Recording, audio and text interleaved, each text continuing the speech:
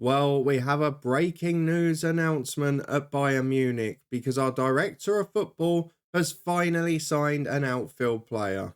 Don't get too excited though, because it's only one, and as we approach transfer deadline day in a January window, we're still linked with nobody, not even in a transfer rumour mill. So this could be a pretty painful day because, as well as signing one player in a position we don't need, we've let one player go in a position we very much did.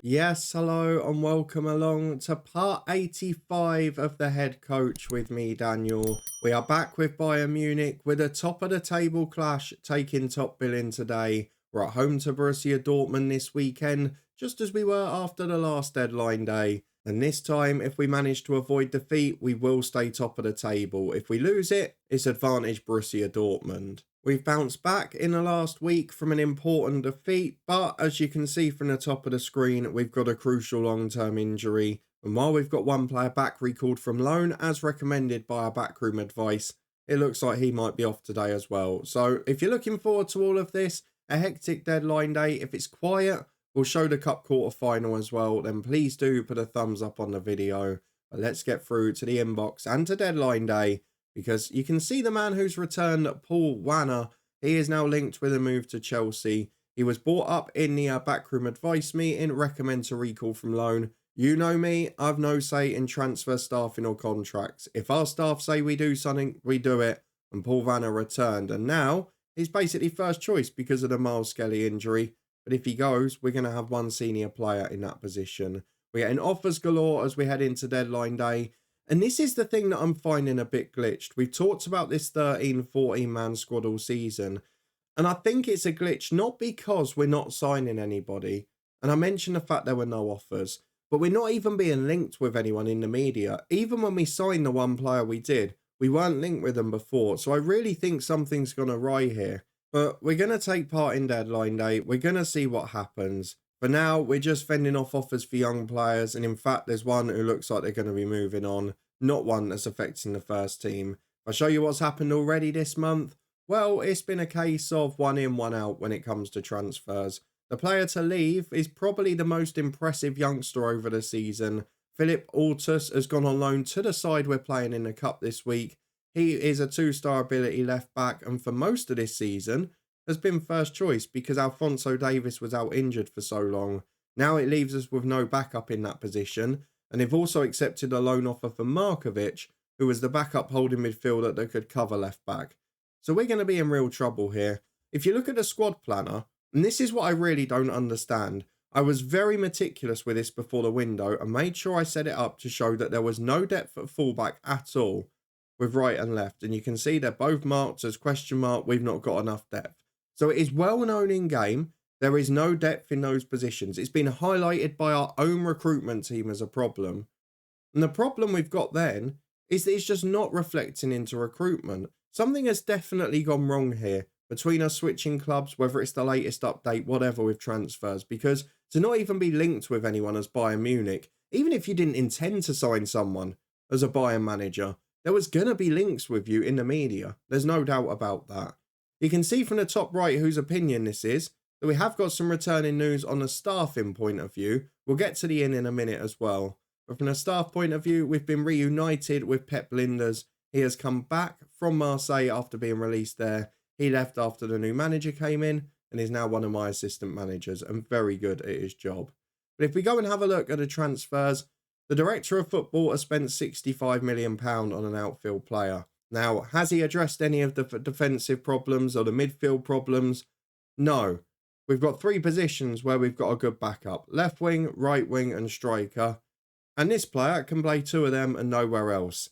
Cheers, director of football. It sort of came out of the blue. It's an okay signing, I guess. It's Wolfsburg's man, Justin DL. He is 65 million. He's on massive money. He's a good player. He's very useful to the squad. But when we've got Sanchez and Helson, who are better than him on the left, Ribeiro's a better striker, Hervenhov is as good and younger, it really doesn't make sense or add up. I've no idea why this was prioritised as the signing. I haven't even added him to the squad planner yet.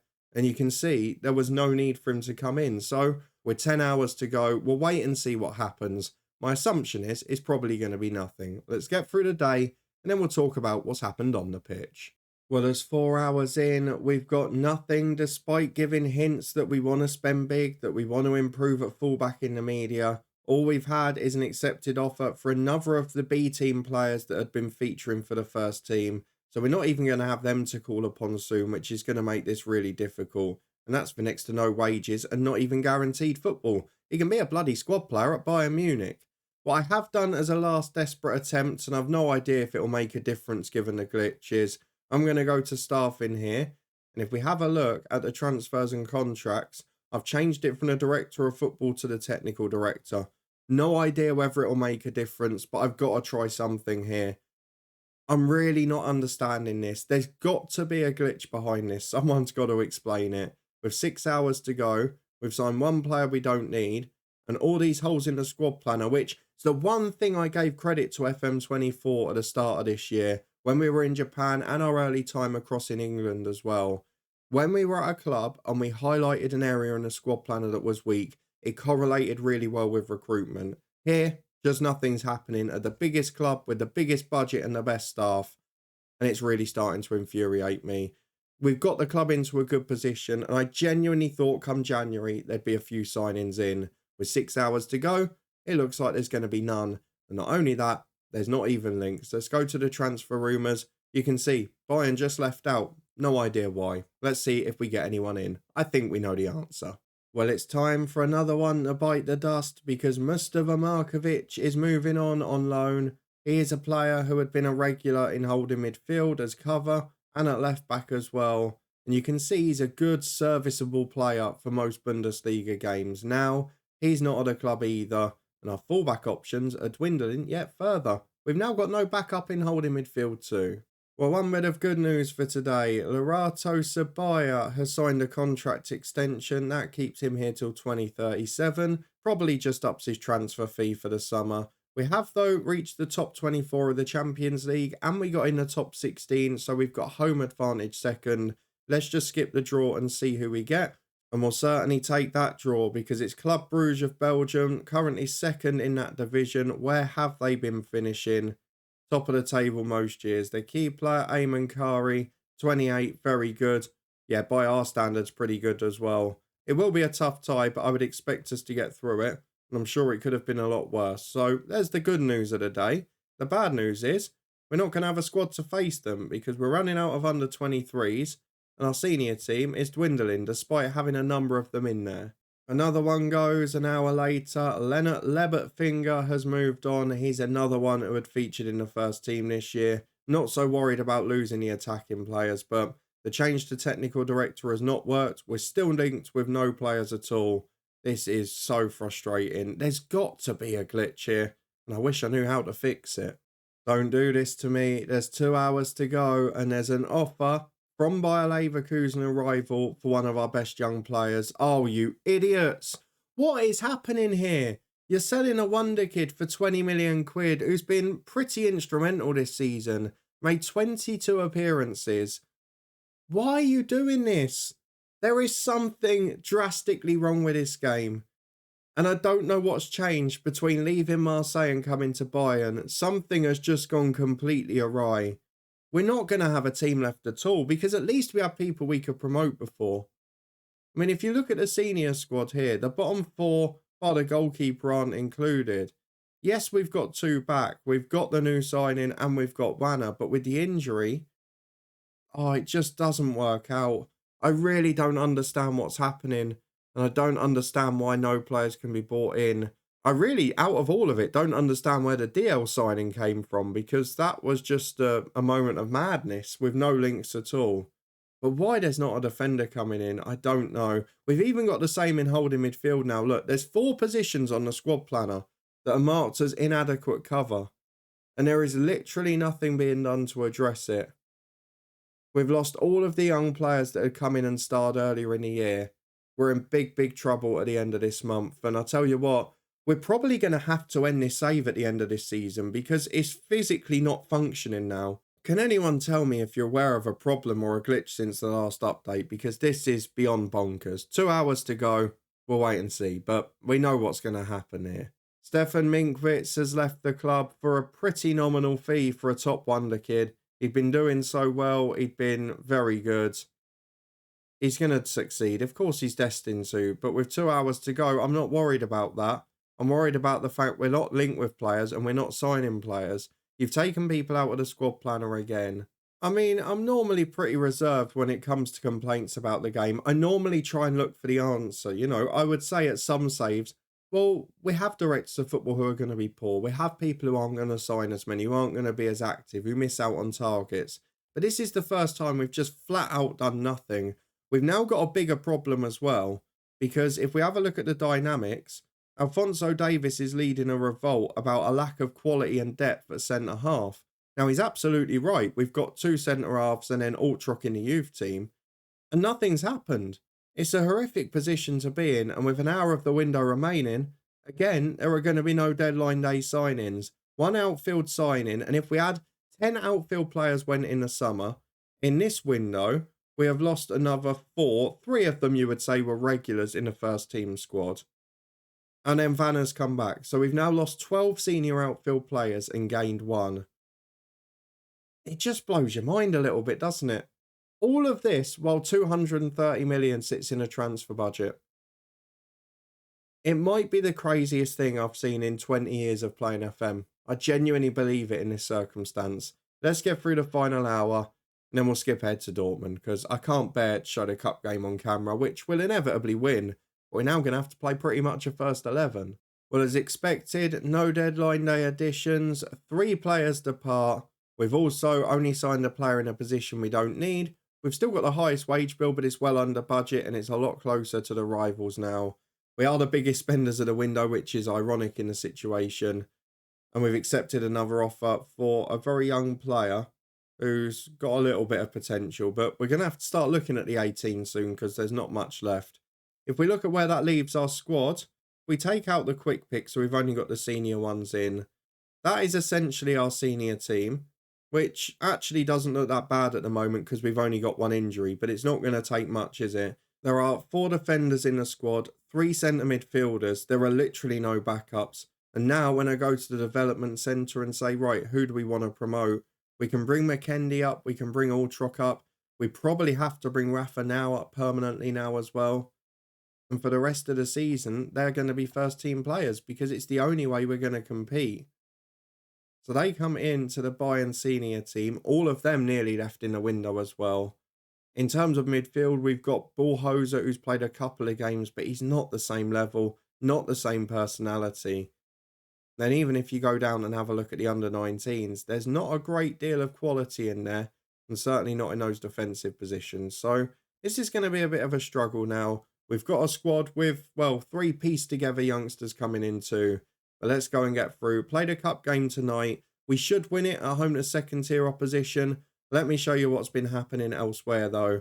We were here last for the Real Madrid defeat where we took a gamble, rested the squad. It really worked with a 7-1 win against Leverkusen. We backed that up with a 2-0 win at home to Augsburg in the cup. Helson and Leberfinger, who's just gone out on loan, got the goals. A 2-0 win at Stuttgart away in the Bundesliga. Miles Skelly and Jeremy Pino getting the 2 goals there. We then gambled away at United in the Champions League. We lost 3-0 and our former striker Gonzalo Ramos scored 1. Dusseldorf at home, we bounced back with a 6-1. That fresh squad worked out well. 2 for Ribeiro, 1 apiece for Sanchez, Skelly, De Ligt and McKendy. A 4-0 win at Kaiserslautern before the winter break as Pino, Fernandez, Wirtz and an own goal secured victory. 3-1 win on our return against Union Berlin. Pino, Ribeiro and Sabaya before a late penalty ruined our chances of getting the clean sheet. 2-0 win at home to Gladbach. That was a Helson brace. He came on after an early Sanchez injury. Then we put our first team out to make sure of qualification against Valencia in the Champions League. It did the job. We were 3 up at half-time. Trubin had a great game, saved a penalty at 0-0. And Ribeiro, Wirtz brace and a late De Ligt goal made sure of victory there. It did cost us at the weekend though, and this is what I meant about the gambles. Because then we had fatigue and we struggled. We were 3 down, we brought Ribeiro off the bench. It is the game Skelly got injured. Him and Minkvitz basically turned it on its head and almost got us a point. In the end, though, it was just one of those days. We let in every chance against us on target, and we didn't really have that cutting edge. We did bounce back this week with 2 1-0 wins. We rested everyone against Dortmund as we were through in the Champions League.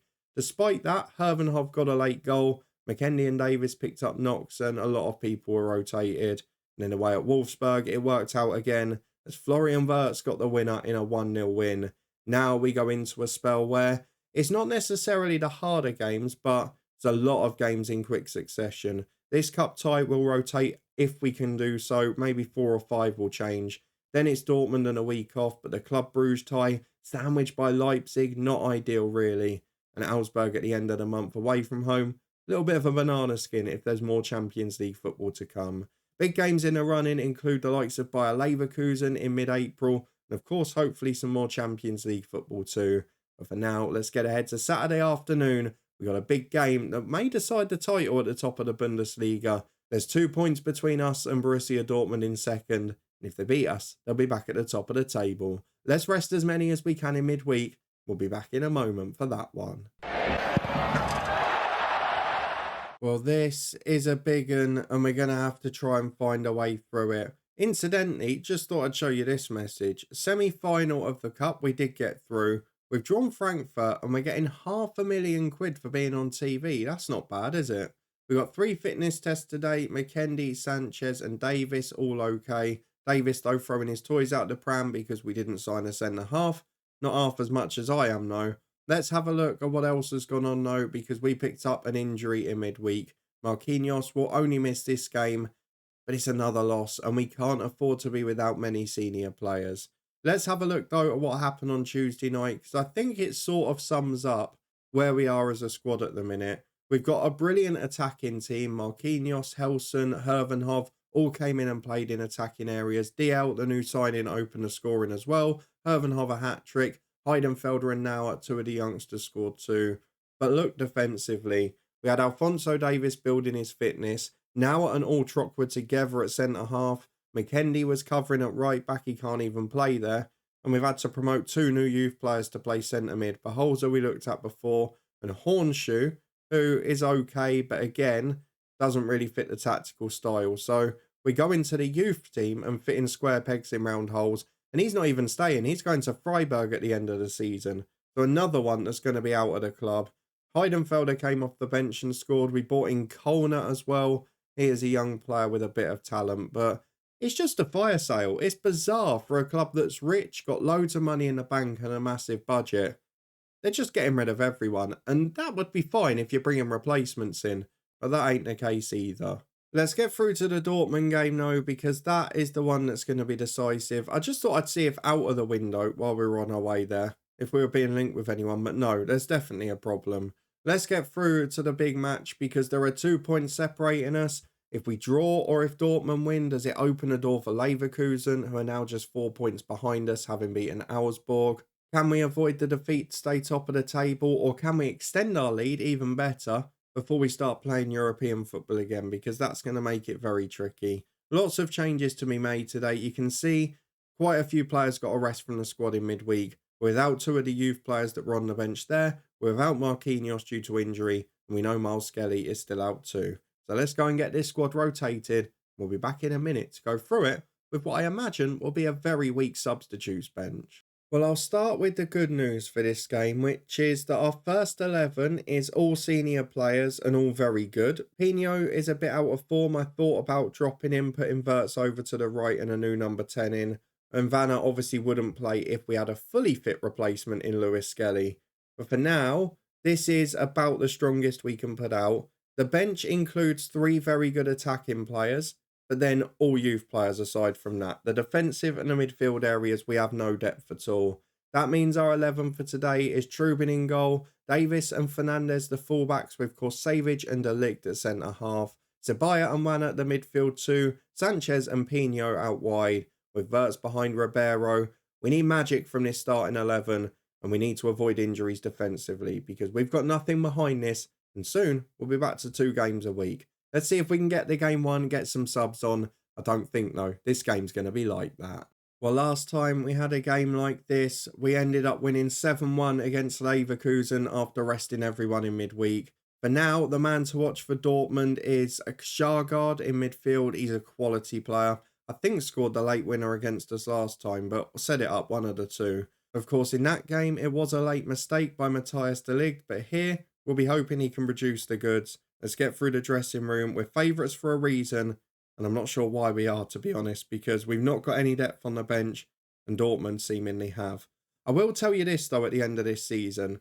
Even if we don't carry on the save or get a move or whatever, we will go through the summer window just to see if this continues. And I'll actually do it as a two-part experiment. I'll do one where we stay as manager and holiday, and then one where we leave and just see if it resets. But for now, let's focus on the rest of this season as Alphonso Davies gets down the left. In the box to Ribeiro, and he snuck it in at the near post. A flying start again. And for all we've said, and for all our frustrations, the starting 11 when it's near fully fit is very, very good. We're fortunate at the moment to an extent because our two injuries are in positions we've got backup. Vanna can do a job in holding midfield. And of course, out wide, we've got plenty of strength in depth. I say plenty, 2 players in each position is by our squad standards. But they're the ones that are making it count at the minute. As Fernandez breaks down the right, we have got to be careful with match loading the defenders. And Fernandez has just skinned the team. What a run. To the byline he goes. Back to Vanna. Into Pino in awful form. But he's got a goal. Oh, this team is delivering special things. The match load is off the charts. The amount of football they're playing is ridiculous. And the behind-the-scenes recruitment is scandalous. But they are delivering on the pitch, and that's all that matters. This could end up being my finest achievement this season, because the amount we've had to rotate, the amount we've had to take gambles, to fully rest 11s at times. I've not had the likes of that at an elite club before, and it has added to the challenge to an extent.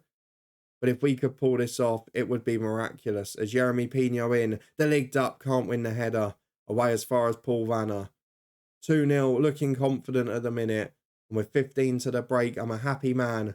I've just got to hope we can keep this going. Don't let them back in it. Don't give them a sniff. Because if we don't, we'll be 5 points clear. And we're going to need that as the latter stages of the season come in. It does allow us to gamble a bit in Europe as well and go for the cup, which is nice. As we return in first half stoppage time with the brilliant Sabaya in midfield, Pino flicks on for Fernandez, who is charging down that right. Pino back Sabaya. Good save by the keeper. Went for a few bodies, but he got enough on it. And is behind for a corner kick, which will be taken by Dylan Sanchez. He's on the left foot. Out in swinger, to the back post. De Ligt up. 3-0 Bayern. Yes, yes, yes, I love it. This 11 is phenomenal. I'm a little bit concerned about the age of a few of them, given that no signings are coming in. But with 3 minutes of stoppage time played, it's 3-0 Bayern Munich. And if we can get one more before the hour mark, we can then rest the Ligt. We can then rest the likes of Fernandez and give some of the bench players a few minutes. McKennie's there, Altrock's there. They're decent enough in their positions as Vanna carries the ball forward. In towards Sanchez. Wonder if Vanna can cover in defence, actually. As Sanchez into the box. Great run. Grah, how's he got that in? How have you scored from that angle? Dylan Sanchez. He's not turned up today, has he? Well, now he has. Star of the show. I say he's not turned up. He assisted with the corner. But that goal is from a stupendous angle. And it's 4-0. Can we keep this for 10 more minutes? Because if we can, we're going to be playing our nearest title rivals and resting people. And that would be something very special in this circumstance. But we need to have a 4-goal lead and we need to keep it because we know the defence we're bringing on is not great. We did it in the cup game and let in 2. We've got to be more careful here as Fernandez. Inside to De Ligt. Back to the keeper Trubin. What an addition he's been back from injury. No offence to Crumry, our only other signing, but this man has been special when he's in. Saved 2 penalties as well. And that is a big help to us as long as Davis isn't injured. Lamborde sent off for a ridiculous challenge. What on earth was he doing there? I mean, he's a very good player. But that was just scandalous. Wildly dived in. As we approach the hour mark now, I think we can do it, can't we? We're going to see out this highlight and then we'll make the changes. As Martel over the top toward Nasty. Was he onside? Don't give a penalty. Not now. You don't have to even it up. Was it not offside? He looked well off, to be fair. I think the penalty would be given, and if it is, will that be a red card? Because it didn't look like a genuine attempt for the ball. Well done, referee. No penalty. Well said. And now we can make the changes. Korsavic struggling a bit physically. He's going to get a rest for Ultrock. We're going to do 3 at the back, actually. Now I will come on for Davis. McKendy will come on for Fernandez. Can Werner play at the back? We'll just have a double check again. Not really, if we're being honest. So we'll have a look at the rest of the options we've got. Florian Wirtz is a bit tired. He's played pretty much non-stop since being back. So we'll bring it on DL, the January signing for him. And then ideally, it would be probably Pino or one of the midfielders. Because Paul Vanner is going to have to play a lot now. But again, I don't really want to weaken the team if we can avoid it. And we've not got many options other than attacking players. So where do we go with this? Can Pino play normal centre mid? He can't. We'll leave it a 4 for now. We'll give it a 10-minute shootout between Vanner and Pino because, of course, Marquinhos is injured as well. And it might benefit us to rest the right winger. As Sabaya gets the ball on the right, over the top towards DL, headed away as far as McKendy. Yeremy Pino finds McKendy again, as supporting behind from Pino. In for 5, it's back to Sabaya. And that is absolutely lovely. Wonderful football. Do we even rest him? Because he is so important to us back there. I know we want to bring on Helson. We want to bring on Hervenhov. I mean, Helson can actually play centre midfield, so I might do that one. Helson is going to come on for Sabaya. Paul Vanner is going to switch sides, I think, and then Helson will go in centre mid there. Not sure what role he's best at, but we'll just put him in the playmaker. They're all good footballers. We're comfortably winning this, and it's 11v10, so he's essentially a free man. 5-0 is beyond our wildest dreams. We've been clinical, we've been ruthless, and now we've got the injury to Ribeiro. Oh, every time. 10v10. At least it's a position we've got Hervenhov, we've got DL. But we're running out of senior subs again. And this is the biggest threat to us succeeding this year. Oh, Jesus Christ, not again. We're down to 9. We've got 2 injuries. Thank God we've got a 5-goal lead. And this is the match load catching up, isn't it? Nauer is going centre-half. Vanner left wing-back. I'm going to have to leave it at that. I've got nothing else I can do. The one-man midfield is in. And I just have to hope we can keep it respectable. Probably drop to balance. But again, do we want to just use the attacking threat? Nauer brings it out from centre-half. What are you doing? He's just running out of defence into a blind alley. This could get a bit risky if we're not careful. I might have to just chuck someone in midfield just to try and shore it up. McKendy wins the ball back, clears it away. Sanchez can't get there. DL can, but he fouls his man. Advantage played. Sukadov in. And it's just wide. 10 minutes to go. I mean, I think we'll be all right because we've got 9v10. It's not like they're flying forward. And how they're not creating anything still, I don't really know. 5 to go. We've managed to get a corner. It's a terrible delivery from Pino. But it's back out to him again. He's given the ball away. That is so poor. Away goes Babardi. We've got players back quick. I mean, all I'm thinking about at the minute, and I can't lie to you, is how bad are those injuries. That's all I need to know. Because if the injuries are bad, we're in trouble, especially the Ultrock one. And I know that seems weird when our best strikers come off, but we can't afford to lose a centre-half. As the ball comes up to Sanchez from a misplaced pass, have we got the individual magic still? He's still fit. We've still got a chance. Skins the whole team. It's brilliant. Oh, what a save. Magnificent football. Dylan Sanchez doing his old Ryan Giggs v Arsenal impression there. But the finishing touch just not quite on point. As Yeremy Pino into the box. That's better. But the keeper still beats Helson to it. I mean, we've not got much height left in the box, have we? 3 minutes of stoppage time played. No more injuries towards the end. But how bad are those two? Because a stunning display. I should be celebrating from the rooftops, but I'm worried. We've got a week off before the next league game, but then they come thick and fast. And I need this to not be bad. Paul Vanner has come back and done well. Wonderful performance from him. 2 assists. But now, what's this? Ribeiro. 8 months! 8 months! You're kidding me.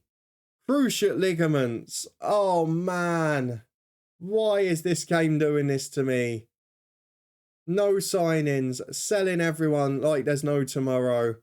And now an 8-month injury. Skelly's out for 2 months.